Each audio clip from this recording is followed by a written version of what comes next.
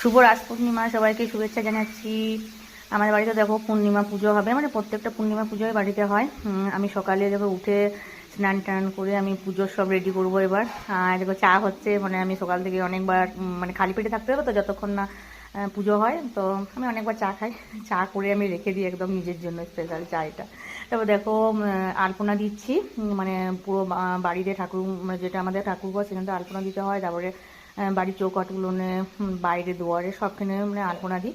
আর আগে কী হতো বলতো, আগে আতপ বেটে করে, মানে আতপ চাল যেটা আছে সেটা বেটে আগে আমার দেখেছি ছোটোতে আমার ঠাকুমারা সবাই মানে আতপটা বেটে আলপনা দিত। তো এখন তো সব খড়ি মাটি দিয়ে আলপনা দেওয়া হয়, এখন এত সব আমরা করি না। যাই হোক, আতপটা দিলেও বলে শুভ, তো যাই হোক এক তো আমরা ওটা পারি না করতে, তাই একটা খড়ি মাটি দিয়ে আলপনা দিই। তো পুরো বাড়ি দেখো আলপনা দিয়েছি। আমার পুজো মানে পুজোর সব রেডি হয়ে গেছে, সমস্ত সাজ দাদা পুজো করতে এলো।